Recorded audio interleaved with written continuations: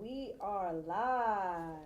Yo, yo, yo, what's up, everybody? Welcome to Vancity Beats Eats. And more.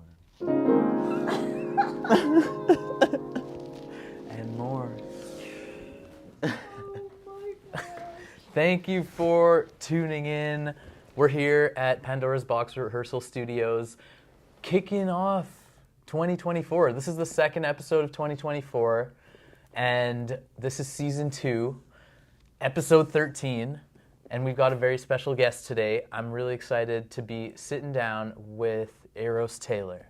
Heyo. How's it going, Taylor? Pretty dang good. Yeah. I'm really glad you guys are here. Yeah. I'm really glad to be here too, and thank you so much for inviting us into this space. Yeah. So that we can do this. Anytime. We are the premise of the show is to highlight and showcase local creatives, people who are investing their energy in Vancity's creative community.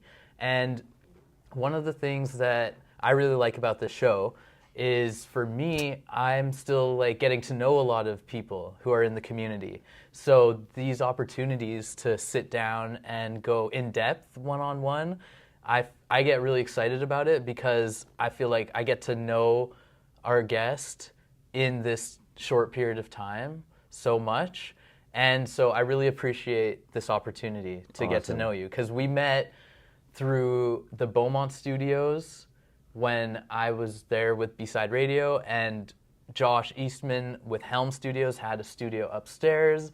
So I would see a lot of people who were going up to Helm because they would walk by. Mm-hmm. And yeah, I know you were on the board, or are still on the board, with Helm. Yeah. So that was how we first got to meet. But I did hear your music before I moved out to Vancouver. Really? Yeah. Oh, that's cool. Yeah. Were you looking for music here? So I volunteered at a community campus radio station in Calgary called CJSW, and we would receive local and Canadian music. Like, a lot of people would send in demos, or there was a way to submit music to the radio station. Yeah. And then the radio station would curate what they called a chart list or a playlist, and then hosts would have to play music from there. And the one that came in was the Chapel Sound compilations. Yeah, awesome. Yeah. Yeah. And so I remember that Chapel Sound compilation got heavy rotation. It did, yeah. Yeah. Oh, yeah. And your track Let Me was on volume 2 of that compilation. Cool. So that was, I think, my first hearing of your music. Mm-hmm. Yeah. That was really the song that kind of brought me into the Vancouver scene too, really, is I met Eli and Nancy and just the whole crew there, and they got me immediately involved. I knew them before, not knowing who they actually were, just listening to the music on SoundCloud, because that was the thing. Mm-hmm. And the Vancouver scene was big on SoundCloud. They over here are real innovators in the computer music world, Yeah. So cool. And still, even to this day, some of the greatest electronic music producers are coming out of here. So yeah, that was the kind of beginning, because that song, I'd never seen that many little streams on SoundCloud before, count. right? Yeah, it's oh, crazy. And then over time, that song still probably pays my phone bill. It's pretty awesome. Yeah. The Chapel Sounds, they're all legends, and being on that was awesome. I love that scene, and I didn't really know how important it was until it's going to all the shows, and they put those are people to talk to about the community for sure. Oh yeah. Kazi did sit down with Nancy in our first season. Right, yeah. So, and that was really fun. Yeah. But how did you meet them? How did I meet them? Well, I think actually I was doing photography in the city for a while, and when I was going to Nimbus, I found they were looking for volunteers or something, and I was like, yeah, I need something to get into it. And honestly, their website was pristine. This like website for signing up, I was like, you guys are legit. And then, and I'm sure that's all. Anyway, they're awesome. That's how I met them though. Is I volunteered for a Chapel Sound Festival. I think like 3 or something like that. Yeah. Okay. Yeah. That's where Cassie and you met. And then I did photography with my friend Luke, who also ended up being a pretty cool music producer. And then, yeah, just I took photos for the festival. MOARRR was playing that year, and who else was there? Anyway, just a bunch of people, and I think that's how I like really got involved with that kind of scene. And then, like the next year, they asked me to play it, and then that's it. With Eli and at the time Ari, who's Moxa, and and yeah, Jules. Who else is? Yeah, all those people. Yeah, Joe and Ross was at that one that I was taking photos of. At where was that? Redgate or something like? Old Redgate. The Val? Was it called the Val at the time? Was it Val? No, Val is what is the new Redgate. Okay. Really? Mm-hmm. I was at Redgate last night, funny enough. Yeah. What were you checking out? Local artists, Abby Piro, Estelle, Honeywell, and Lunchtime Band. Just a kind of indie, lots of like femme-led music. Really cool show. Good bands, good drummers. Really cool. Good variety, but also like really singer-songwritery still. Mm-hmm. Yeah, so that's what I was checking out last night, and nice. It was cool the way that Abby did it too. She was the headliner, but she played first. I think there's like this flip in the billing now, which is cool. I think the best slot's in the middle though. Yeah, that's interesting. Well, like you mentioned that you were doing photography at the time that you met Chapel, and yeah, I just want to mention too that I think that you're multifaceted in terms of your artistic expression. You do audio engineering, music production, photography as well. Are there any other ways that you express? Audio and you said audio engineering, production. Yeah. Yeah, photography was a big part of my life. Just songwriting in general, playing all the instruments I could get my hands on, and producing shows is big now. I think that's like where I get live music has always been my favorite part about music in general. So yeah, doing the shows and then being on the admin side of music for a long time, even like being young and not really knowing, but kind of exploring that. And making artwork sometimes, like in this scene at this time, I think over the last 6 years at least, you kind of had to do everything because as like Vancouver doesn't really have like that infrastructure, right? So we kind of just taught ourselves to do absolutely everything. Mm-hmm. So yeah, I don't know. I'm kind of just doing everything that feels necessary and just like jamming with people, and if they need it, I'll do it, kind of thing. Yeah. And I think that's the strength of having a collective or like a group of people tackling something together too. Mm-hmm. Everyone can collectively come together to take care of all of those different areas to pull it off. Yeah. Do you have a crew of people that you roll with? Well, I just opened this art studio upstairs. It's right above us. Above actually. us here? Yeah, we'll check it out later. Okay. And a bunch of artists, mostly visual art now. So I've kind of pivoted a little bit in the like kind of admin world or the business world. But we got, yeah, they're all visual artists. I've been trying to surround myself with more like painting and more like this. I got a seamstress who's making tech bike gear upstairs. So I'm just finding new ways to collaborate in all of the art scene, you know, and not just music. So I think I have like a bit of a crew, but mostly I'm just trying to open up to everybody because I was in a like collective-y crew type thing. And something about Vancouver, doesn't really feel like if you're tied down, you're kind of closing yourself off. And I don't know what it is about it. Maybe we're having a hard time like supporting each other when we feel like you're a part of something, as we feel kind of afraid. So I'm kind of trying to be the opposite and just like open up to everybody. And yeah, so the crew thing is natural. That I've got some people, but I'm really just trying to include everybody.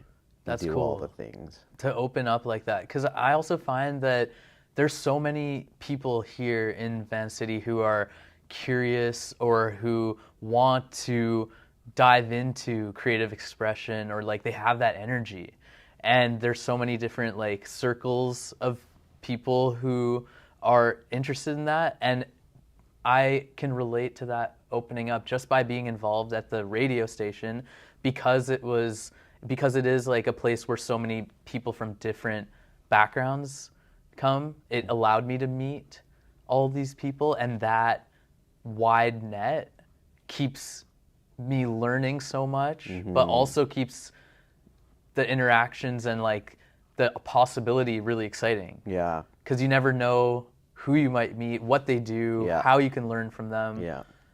I think all these different forms of art, they're all connected in some strange way, and we'll always find a way to bring it to music. Like if I just, everything is inspiring, like our artistic expression, and then we'll always find other ways. We can't do, well, you can do one thing, but it just feels natural to expand, and you really never know, what you'll learn from these people. Like bike friend of mine is making tech gear, and I just got into cycling a little bit, right?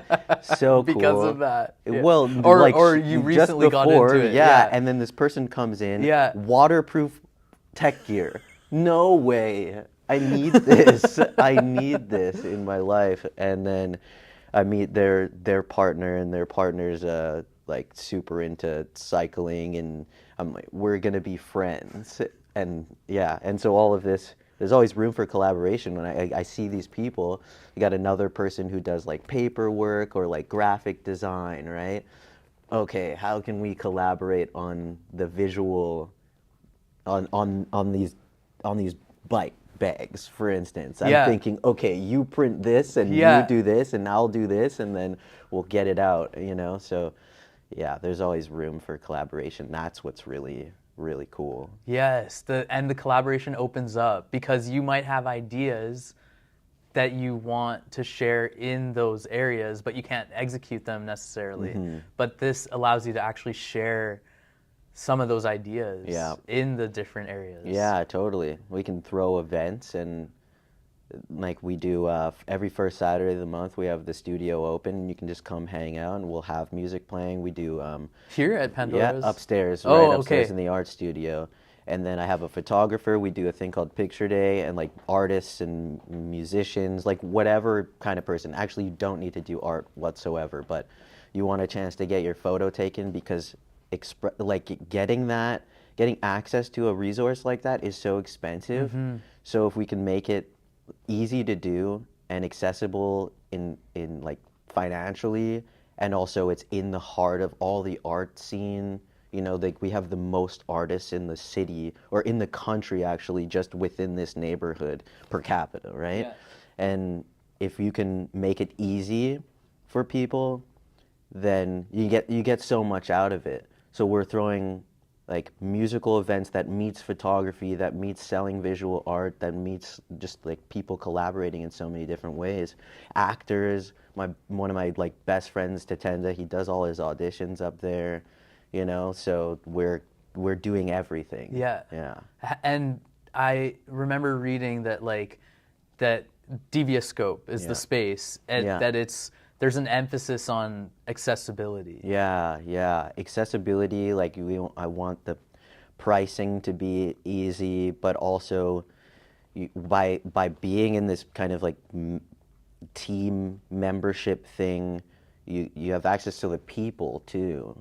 And I mean, you don't even need to you don't need to pay to be a part of like a crew, but like having a space that you can go to, do anything, go and do your homework there, you know, but you might run into somebody who may just inspire you to do something differently. So if you're going into an audition, you see like somebody making this cool clothing and it just so happens to align with the audition that you're doing, like throw it on, and now that's like a collaboration right there, right?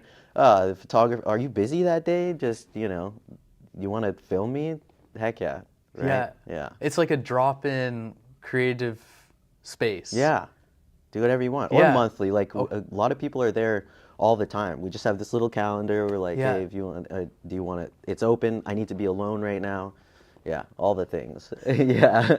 And also a part of access, as you touched on, is location too. Yeah.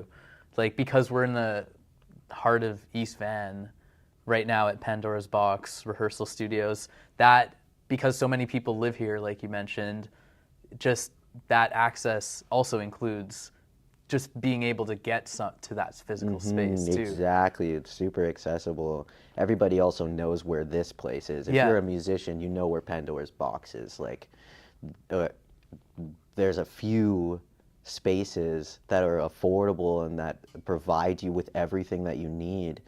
We can't play music in our houses. It's Vancouver. Like, our neighbors are gonna hate us.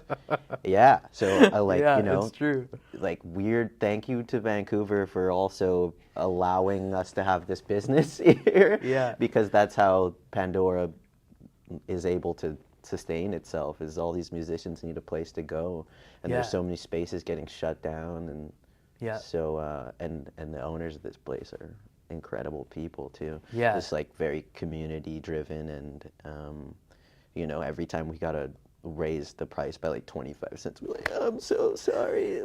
We just have to. Yeah. Yeah. But it's not, it's like the minimum that you have to raise it. Yeah. Bare minimum. Yeah. Yeah, totally. So how did you come across this space, Pandora's Box, and get involved with it? I was looking for work, I think. I was looking for work, and I really wanted to work in music. And I think, like, the day before I found an ad on this place, I was about to go for a trial shift at Spud. The grocery which delivery? is like across the street, right? I'm like, oh, that's really cool. My friend and I both got hired there. We lived together, and I think we had to start at 6 a.m. So the night before, we look at each other, we're like, okay, if you get up, I'll go tomorrow. If you get up, I'll go. And then the next morning we got up, I think like a little bit late, and we're both like, yeah, it's not gonna happen. So that day, I'm like, I like kind of need a job. I need to like pay rent, you know? I'm looking for like music specific jobs, and they were hiring some guy for 1 day a week for like 6 hours or something. And I was like, well, I need to work in music, and it needs to happen. So I sent a little email to Rob, who was the manager at the time, and then came for an interview. They didn't hire me. There was another guy that got hired over me, and I remember following, like, you know, you got to follow up after you do an interview. And I was like, so how are things going? I really want to work here, you know? He's like, sorry, we went with somebody else. They were just like more in the lane of what we need right now. And then like 3 days later, they send me a message, and they're like, actually, we made space for you. And then they gave me a whole shift. And so I was just working like 1 day a week here, and that was like a week after that Spud thing. Yeah. You know?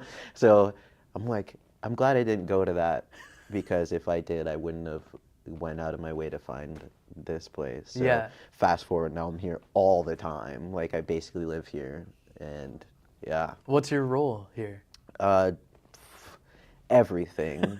Like, when you work in a studio, it's a lot more than, like, I want to say like 10% is just music, right? Okay. The rest is like You know, I'm tuning drum kits and I'm booking people at the desk, and sometimes somebody comes up to me at the desk and they're like, "Hey, do you know anyone who needs a bass player? I really want to jam with somebody." So sometimes it's being matchmaker. Okay. Yeah, and sometimes, you know, somebody's like, "Hey, I'm not getting any sound out of this thing." I'm like, "Did you turn on the speaker?" You know, Yeah, and then other times I'm the plumber, you know. Yeah, Yeah. I'm it all. I'm Yeah. it all, really. So, yeah, just doing everything Is here. this a space where people can do that? They can come and be like, "Yo, I'm looking to jam. I play this instrument. Can you put me with a group of people or a band or something?" I think that happens. Um, it happens, but it's not like we don't do like the matchmaking Okay. thing, right? It's just like if you're personable, like I'm pretty friendly with most people, so they come in, they've been jamming by themselves for a long time. They're like, "Hey, I'm getting really comfortable playing now." Even we get all levels of musicians, right? People who just like want to teach themselves the drums, or people who want to take lessons, and then there's pros, like super pros that you will know who are on the lockout side, which is monthly. And then, so yeah, some people come in, they're like, I think I'm ready to start playing with some people. Do you know any singer-songwriters who are specifically playing original music or whatever? And I'm like, you know what, I'll keep it in mind. And then next thing you know, band comes in, they're like, "We broke up with our drummer," or "We broke up with our bass player," and I'm like, you know, I just met a dude. And then yeah, so it happens, but it's like I'm not advertising my matchmaking skills, Yeah. you know, but good business idea. Yeah, it is actually. Yeah, That's thanks. a solid one. Yeah, Mission. yeah, yeah. I'm your manager now, actually. Yeah. And what other? I also know you are involved with Landback Records. Yeah. What's your involvement with them? Well, to be honest, not so much these days. We put on the Indigenous Peoples Day Festival in LA together, and that was huge because that was the first time I ever went there. How did that come about? Really, I think Dakota knew Zero and knew a few people that were in LA that did really involved in the like music and honestly like overall health of Indigenous people down there, and just like we had this idea of like connecting the North and the South, and that's why we called it Eagle and Condor, because that's the whole story, is the people coming together will reunite, you know, all the Indigenous people of the North and the South coming together.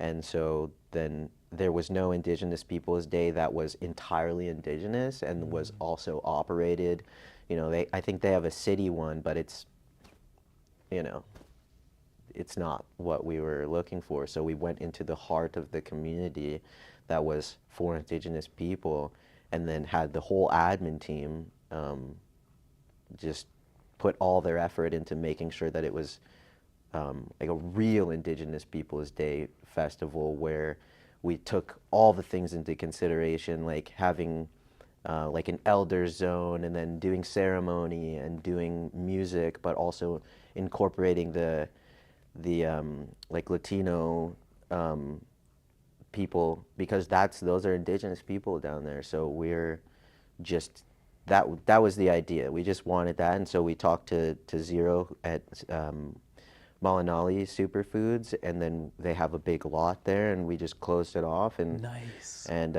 free festival, had people coming in, and then just had music all day and all night, food and vegan food, you know, lots of smoothies, just like it was super. It felt like healthy and spiritual, just overall. And also shout out to Cherche, who was like OG in the Vancouver community, who moved down there and became just super helpful still, like connecting the dots from north to south, and just like volunteering time. Yeah, she's really important person to the scene. So yeah, big part of making that happen. Yeah. And that was with Landback? That was all with Landback. Yeah. So it was them in collaboration with Molinali Superfoods. So we just, yeah, that was it. We just connected the dots there and did it again, I think, Did it happen this year? I think there was something else that went on this year, but ideally it happens every year. That, I mean, closing down, using the lot of a food store, just like that is epic. Yeah. Such a sweet gathering place. Yeah, and the city recognized it, like it was a really big deal, especially because of the neighborhood that it was in. Yeah, good thing for the community. I think everybody really appreciated that, and I will support that no matter what. Yeah. And then also in connection with Land Back, there was a show here at Fortune. Yeah, right? that was the launch of the label essentially. Before, like we knew what it would be, but yeah, it was the launch of the label, but we knew that it was like indigenous, Afro-Indigenous people. Yeah, we did that at Fortune. Also, Surrey being a huge part of helping that come to life. Yeah, we did and it was the release of Dakota's EP, and so that was Prado, Dakota. Who else was on there? Sakani, myself. Yeah, just a bunch of really awesome people on the bill there. Sold out too. Yeah. Only time that I think I've ever seen a full Indigenous show there, and it was packed and just like beautiful. On the we did a missing and murdered Indigenous women ceremony where we acknowledged that. I think it was on Red Dress Day. Yeah, really important day. Probably one of the best shows I've ever played in my life or been a part of. Yeah. Super cool. Awesome. That's people. amazing. Yeah. In terms of your ancestry, what's your background? Well, long Canadian-ish, Métis, Jamaican, and Ukrainian, I would say, is like the easiest way to bulk it up, because being like Métis means a lot, you know. It means just mixed indigenous heritage kind of thing. But back then it just meant like two of anything. But for me, it's a Cree and Ukrainian and French being, how it comes down to me. Yeah. And where did you grow up? Well, I was born here in Surrey, so here in Surrey, and I grew up kind of mostly in Edmonton from early enough in elementary all the way until grade 12. I was there, so I was there for a long time, and then I was in Winnipeg for a little while too, which is where my grandma was living. Rest in peace. Yeah. Is your Indigenous family from Edmonton? Because I know Edmonton is a Treaty 6 Cree territory, right? They're from, but my family's Manitoba. Okay. Yeah, mostly in the deep prairies. Yeah, cold as all hell. And at what age did you come back to Surrey from Edmonton? I came here right after I was graduated, grade 12. Okay. Yeah, right after. I just knew I needed to be near the ocean, near the mountains, and just felt like a calling. Yeah. What was it like growing up in Edmonton, going through like junior high and high school there? Kind of similar to being here, but it's very small. It's smaller there. I think there were 4 black people in my school. We all knew each other and all super nice to each other, you know. And there was still a music scene though. I think that's where I discovered like the whole band thing, being in like the pop punk and the hardcore scene over there, and like always wanting to start a band. But yeah, mostly with non people of color in my life, and then coming here, kind of rediscovered, or I was making beats there, but mostly in bands and stuff.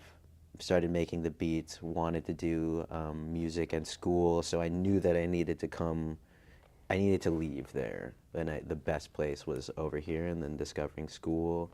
And then I kind of went back into the whole beat making thing, and then thought learning the business of music was going to be really valuable, and then people in Edmonton really wanted me to come back with like knowledge, you know. I remember specifically getting that message being like, come back with knowledge, you know. Oops. Teach us what you've learned. Yeah. And still, like, even to this day, I think I still try to keep connected with all those people in Edmonton.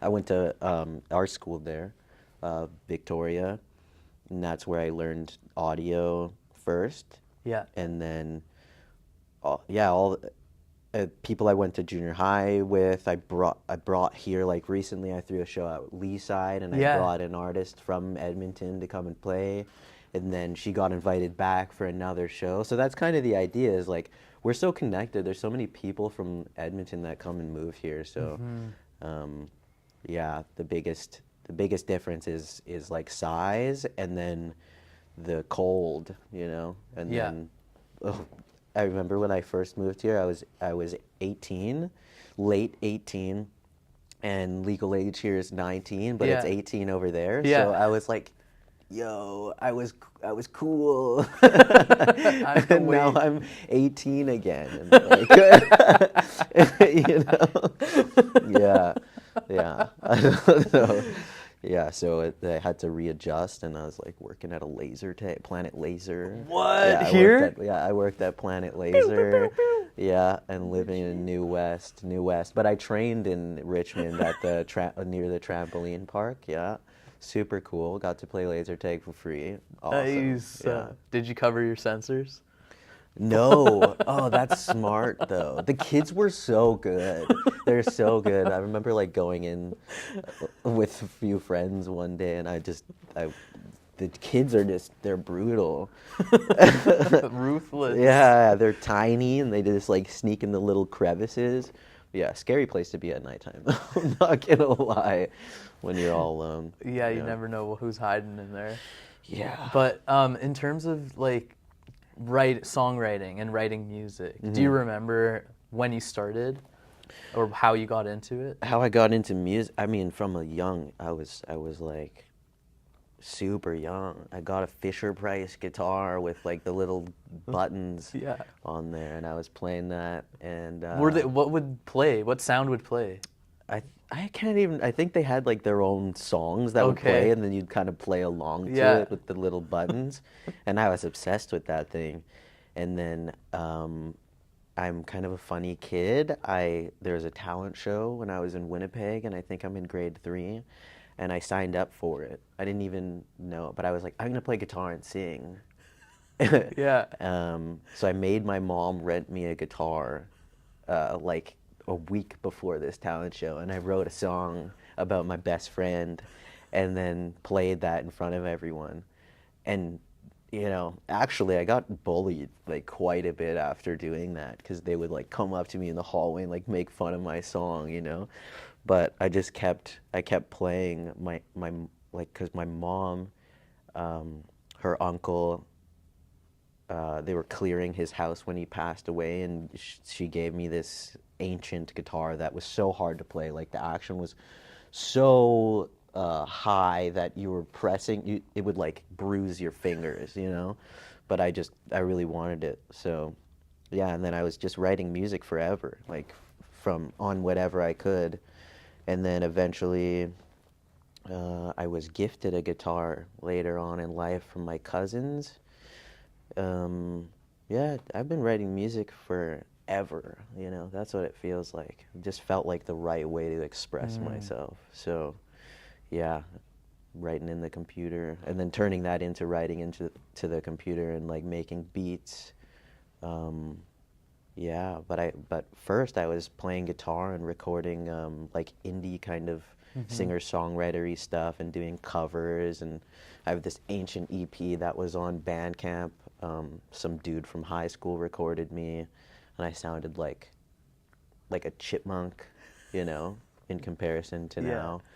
Yeah. What is, where do you go within yourself, like when you are writing music? Well, I find, like, where do I go into myself? Yeah. Oh, that's an interesting question. And sometimes it's more like getting it out, you know? Yeah. I don't know if it feels necessary. Yeah. Like this thing needs to come out. Usually it's like I write a lot of love songs because obviously it's so easy. It's like feels the most natural, and we've listened to endless amounts of love songs versus anything else. But more recently, I'm kind of diving into family and diving into like the whole manifestation thing because I'm like, how did all of this happen? I don't think I should. There's very little chance that I would be here today and be like, you know, have access to everything that I do. I always wanted this, so I have to like remember, and then that tells me that I'm good at getting somewhere, like getting what I want. Just out of like pure love and desire, you know. I just like really wanted this kind of a community, and I wanted to be surrounded by music no matter which way. So yeah, just focusing a lot on family and how I feel, and using music as an outlet for like the harder feelings, I think. I do. Like I rarely write a song that's like purely uplifting, right? You know, the music sometimes feels really uplifting, but if you listen to the words, it's usually something that's like, oh, that's kind of dark, or yeah. Yeah, and I mean, one thing I love about listening to your music is that I feel like there is like a different expression than like me talking to you right now. There's like I feel when I listen to your music that I imagine a different character, or that you've channeled your expression into this certain style. How do you, what is your process like of kind of transforming your feelings into song? Usually just like a speaking in tongues kind of let's get it out there, or like just seeing what comes out of my mouth. Usually that's just how it ends up being how I feel. Like just I go right into the microphone. That's the first, you start. Yeah, usually I go right Nice. into the microphone, but I mean in a studio sense, like when I'm there, I just kind of jam it out, or I'm playing and then something just comes out, right? Yeah. Or there's music that was written into the computer, like a few chords, and then I just see what I have to say. But I have this note that's years long, literally years long, that I just write things that I feel. It's just like this note called thoughts. And it In just, your phone? Yeah, in my phone. And when I'm walking down the street, sometimes I have a thought and I'm like, that's going in there. Yeah. And then it's kind of interesting to see if I write a few thoughts in the course of a month, they're all in the same note, right? So it's interesting to see like what overlaps and what kind of goes together. And then sometimes I just like sing that, and then regardless of them being about the same moment, my feeling about it all aligns. Like it tells me what mood I'm in, and then it comes out in whatever form and whatever melody, and I'll take that and then I'll adapt on it, and it becomes a song, right? And other times I'm feeling something really strongly, like I went through a breakup, and then I'm like, just starts again, just singing into the microphone, and it just kind of comes out, and then that's how like "Be There" was a song. I was just like and then chorus, and I'm like, okay, this means something. Yeah. Awesome. Yeah. But you kind of have to dig into it to reveal more of it too. Yeah. Just dig into it. Get a melody going. Sometimes I say things without knowing that I'm saying them, And I'm like, I said this here. This is what I feel like I said there. Yeah, yeah. And then it just comes, and then you have like this aha moment, and then you have a song. Yeah. I know you perform with HONEYVELVET. Yeah. Do you write music with them? Yeah. We haven't written as like a group in quite a long time. I think like last time we wrote a song all together. I mean, I've jammed with Dylan since then. He's the bass player, but right at since before the pandemic is like that's when we kind of stopped because everybody stopped at that point. But we wrote a song that's gonna come out hopefully soon. Nice. It's Valentine, and then we wrote lots of songs together, like just jamming it out. Or a lot of the times I just like bring something, just got words or a demo that was on SoundCloud 8 years ago. How do we turn this and like evolve it into a song? So playing live before recording with them was huge because we turned songs into like completely other songs. Like there's this one called Line that was on SoundCloud forever, and it's kind of like this West Coast like beat. You would never hear it as a band thing, but when we play it, it feels like kind of ragey, It feels like there's like this distorted energy to it, but it's still got this like funky element to it. So I think merging that whole this band situation with the production is really so we write together, but it's been a while.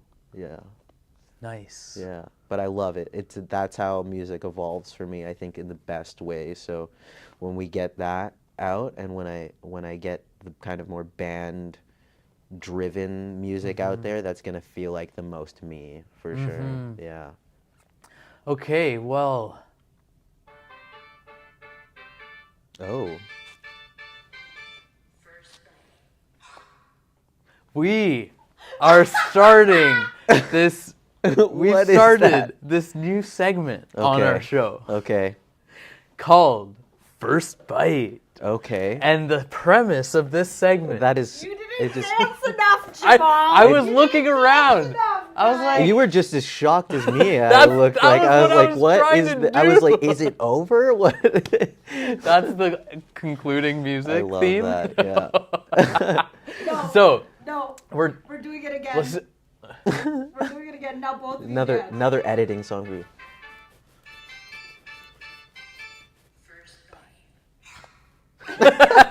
Thank you.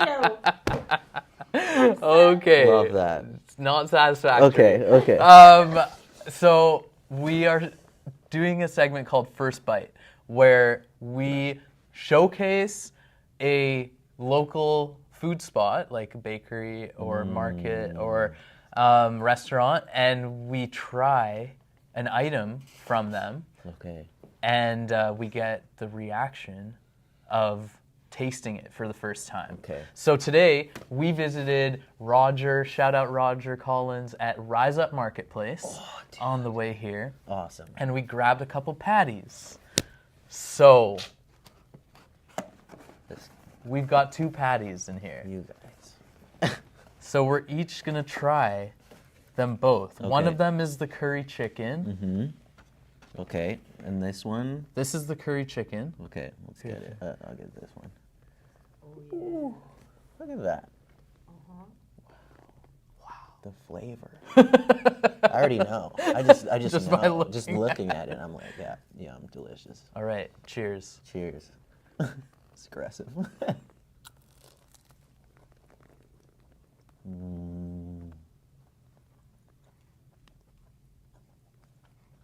What are we tasting? Curry. Mm-hmm. Chicken. Mm-hmm. The flaky The- outer Yes. pastry. It's flaky. It's got that curry spice, but not too much. Mm-hmm. Oof. Super accessible. That's our buzzword. That's of the theme day. today, yeah. Accessibility. Yeah, that's good. Like I could definitely eat 10. Yes. I can't only have one patty. Have you been to Rise Up? Mm-hmm. Yeah. I've known Roger Since Calabash. He's from, he's the OG in the Caribbean food scene over here, right? There's not very many places we can go to, so when I discover that there's Caribbean place, I'm there immediately. I saw Rise Up, and I went immediately. Like, I almost quit my job. No, but seriously. And it's really close. It's like right down the street, so yeah, to one of the few places you can get some like fast stuff. They have like a curry chicken sandwich that's really good. Ooh, I haven't tried the sandwiches yet. Sandwich is awesome, yeah. Okay, the second one here is the mushroom. Oh, mushroom. Yeah, and this one's done by Elbow Patties. Yeah. And they sell it at Rise Up. Shout out. Shout out. Awesome. Cheers again. Next to you if you need it. Awesome. I forgot. Thank you. Okay.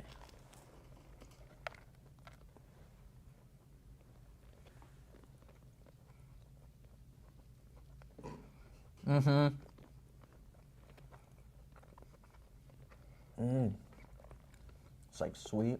It's like a sweetness, but you still taste the mushroom. Like there's still mushroom flavor there. Yeah, that's one thing I really like is how they added they cut the earthiness with a bit of sweetness. There's a bit of kick to it too. Yeah. Also the texture of the patty's a bit different than the chicken one. Yeah, definitely. This one's more of a light flaky. It's just kind of like your classic. Like when you buy a box of patties. Yeah, it like you stick that in the oven. That's what it feels like. Like I stuck this in the oven, and I'm eating it. Like I'm gonna eat maybe like 4 of them. Yeah. You know. This is my lunch. Yeah. Like for real though, I'm gonna eat like 4 of them. Yeah, let's save these because we still have some interview. Kazi's also chowing down on one. Smart. So yeah, that's our new You guys segment. are geniuses. First bite. You guys are geniuses. First bite. Good choice. Decent choice. You Good gotta work on choice. his dance, though.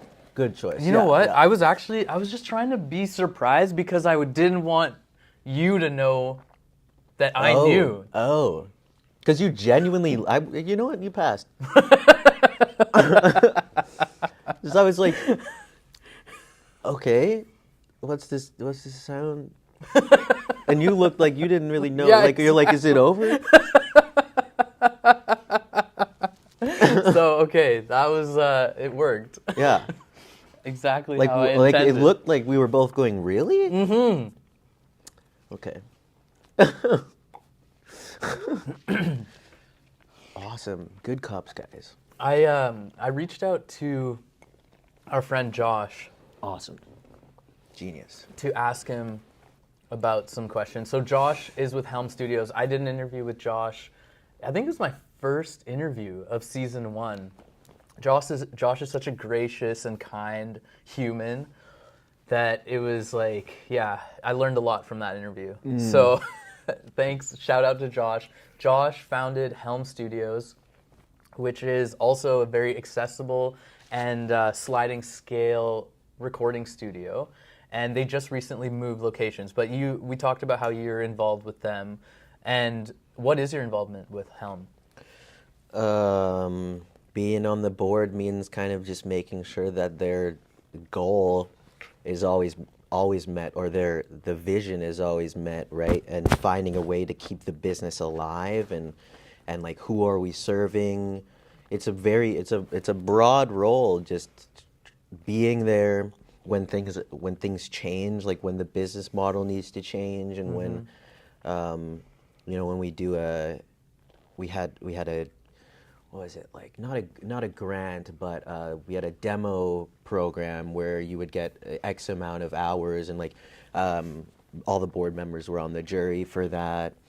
But yeah, it's just making sure that the business, is still fulfilling the original idea at all times, right? The mission. The mission, Yeah. yeah. Nice.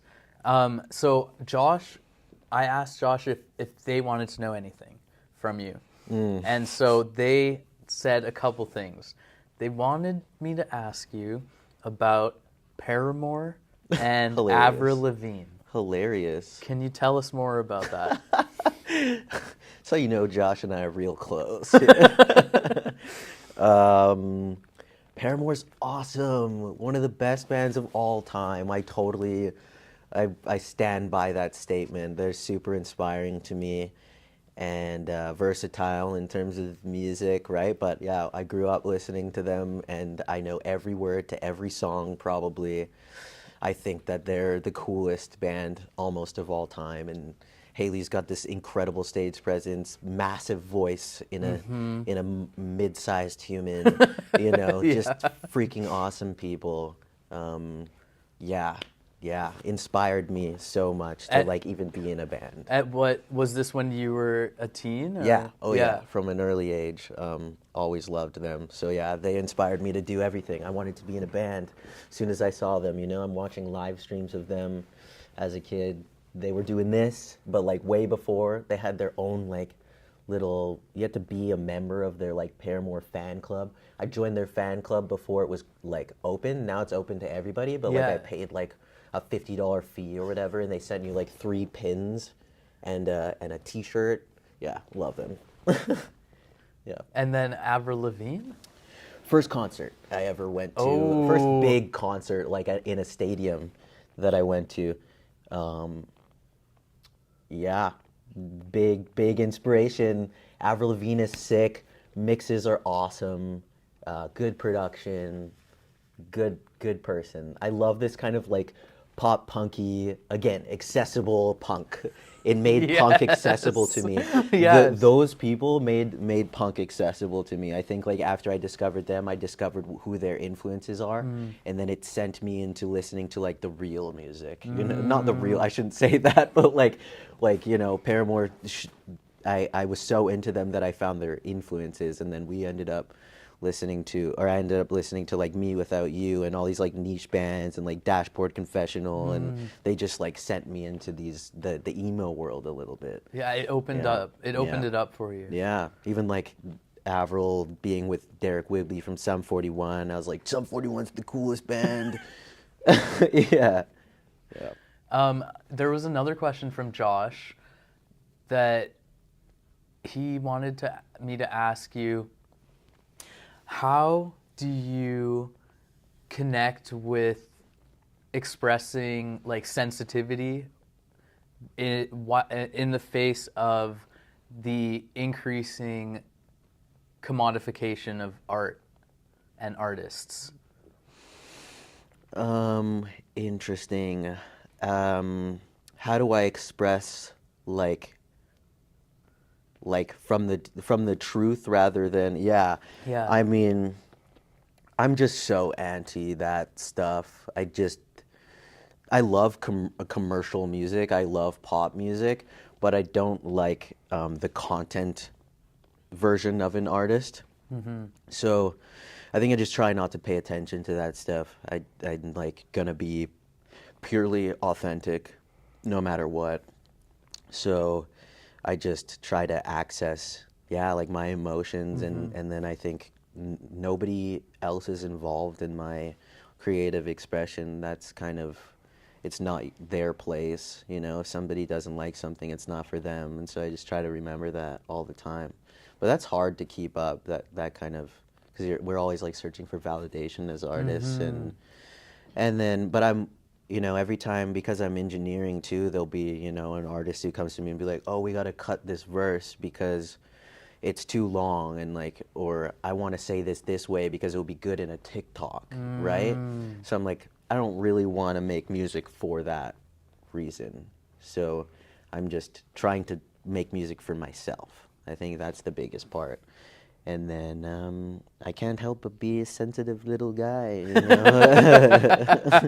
It's the whole reason I'm doing it. I just like have no choice but to be vulnerable in music. And then sometimes you remember that other people are gonna hear it, and then you kind of hold yourself back. I hold myself back every time I remember that somebody might hear it, and I'm really trying not to be like that. I think people are just going to like it and they're going to relate to it if they want to, but I just trying to ignore the internet too. Just ignore all that stuff. I don't. I'm just like kind of keeping to myself a lot. So I want to find like alternative ways of getting the music out there. Yeah. Is there working as like an audio engineer for others, and then also like doing your own music? Is there a time when you don't have the energy to do your own music? Oh yeah. Oh yeah. That's a big battle because you spend however many hours in the studio working with somebody else, and then and then you're in a room with no windows, et cetera, et cetera. And then so by the time I'm done, sometimes you want to go, but for the most part, I think that problem is present, but I'm pretty fixated on making music, so sometimes I just don't see the sun for a few days, and that's okay. Yeah. You know? Yeah. I don't really. I'm gonna create no matter what. But if I've spent long enough doing something I don't want to do, which I try not to do, then I'll leave. But I always find myself back at the studio. Sometimes I just need to change studios. Right? That's pretty much like the most, like, even in the summer sometimes the most time I get outside is in between sessions.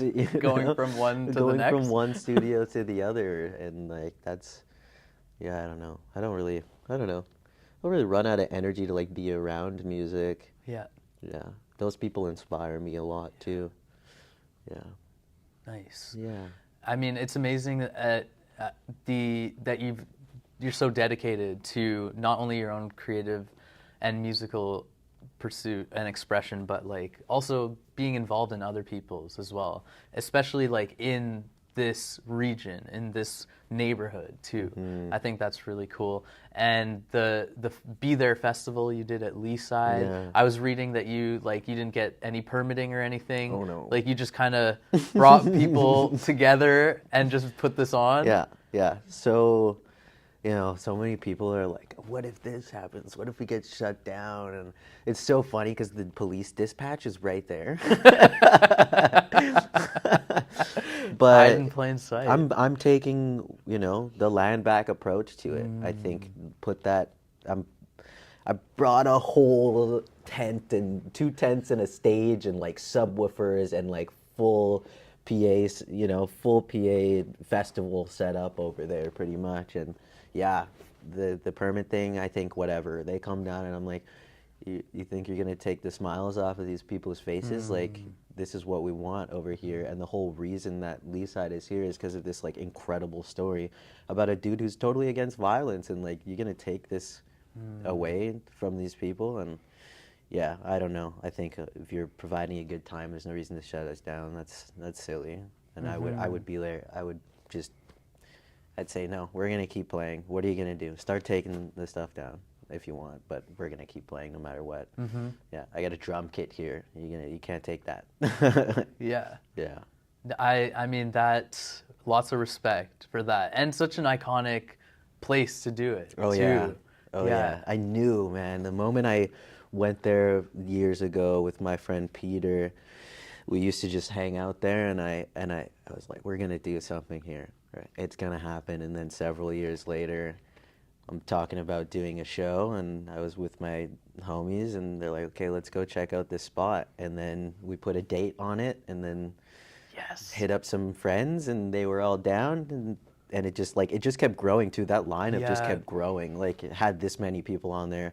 It's like, you know what? We got another spot. Who wants to come on? Then a few people messaged me. I'm like, okay, you all are coming on now. Last minute, also Estelle showed up, and then with a full band, and I'm like, yup. Everyone's playing. Yeah, good time. All genres too. Yeah. That's also a huge thing. It was like a lot of songwriters, rappers, punk. There's like this little punk band that's throwing a show after that joined in. Yeah, every genre. That's Vancouver. Yeah. There's such a wide representation here of people Yeah. and styles. And I know at the end of last year, or like in November 2023, you dropped a project called Underthinking. Oh, that's funny. Yeah. And I found it on your Bandcamp. Yeah. I like it. That's funny. Yeah. I listened to it this morning, and I really dig it. Yeah. I'm definitely gonna listen to it again. But I wanted to know, what are you envisioning for this coming year? What do you want to do? Yeah. So I got to touch on that underthinking thing. Yeah. I didn't know anybody knew that I put that on the internet, because I basically just put it up there and thought that's the whole idea of it, was underthinking. I just like don't want to. I do not want to think anymore. I don't want to care, and all these songs will never go any further than this, and I want them out there. So new music. I got all the good stuff, I think, coming slowly over time. So. There'll be a new song on Wednesday, actually. This Wednesday? Yeah, this Wednesday I'll have a new Like song. in 2 days? In 2 days, yeah. What's it called? It's called Know Your Worth, a huge song about nice. manifesting and caring about yourself and Nice. loving yourself. Yeah. What are you planning other events for this year, or what are you working on? Even like what you just said, caring for yourself. Like that's a journey I'm on as well, you know, gaining more awareness about how to take the actions to care for myself and do things that make me feel good. Where are you at in that? And yeah, I mean, to be honest, like doing that underthinking, I knew it would create kind of this momentum about not overthinking. I don't want to think about what other people think. It's not my. There's the saying, like, whatever other people think isn't my business. Huge part for me this year is not caring so much about, or I guess not worrying so much about the presentation of the music and just letting it speak for itself. So I've been holding on to this Valentine song for several years now, and like all this Know Your Worth song has been in my vault forever. There's a song that's gonna come out after that, been in the vault for quite some time, and I was always stopping myself from letting it out into the universe because it was, I wanted like a video. I wanted to spend this amount of money, like making sure it got heard, because I'm spending so much time. Like we spend so much time on our art. And so many people are like putting collective effort into the music. So I just kind of want to, you know, like not just let go, but I don't want to put so much pressure on making sure that it gets executed like perfectly. If that's going to stop me from making things happen, there's like things will just happen. So along with that, you know, doing the Lee side thing again. And I want to do that again and do more shows. We'll probably do a little show in here, and then the more I do, the more that people will want to be involved, and we're just gonna grow like from grassroots and be humble about it, and that's kind of the goal. And then just like focus on just being happy and just like trying to serve everyone, like myself and everyone, and just like in the easiest way possible, like no resistance. I don't want any of that. I don't want to be held back, and I don't want other people to be held back. So yeah, that's where we're headed, is just doing. Yeah, just going. Just and going. doing. Yeah. Nice. Yeah. Well, thank you so much for your time today, Taylor. Thank you. Thanks everybody for tuning in. My name is Jamal. This has been episode 13 of season 2 of Vancity Beats Eats and more. And we've had the chance to sit with Taylor today here at Pandora's Box Rehearsal Studios in East Vancouver, and we are located on the traditional unceded lands of the Musqueam, Squamish, and Tsleil-Waututh nations, colonially known as Vancouver, and what we call Vancity. Where can people find you online? Classic, Instagram, whatever, but I want everybody to be on devioscope.com. That's where I'm going to start putting everything, and that's how you'll discover things like Underthinking. And I'm just, I think that's my hub. Find me on devioscope.com. You'll find the community there too. Yeah. And yeah, it's whatever. Devioscope.com. Well, much love and much health for Thank this you. coming year. Yeah.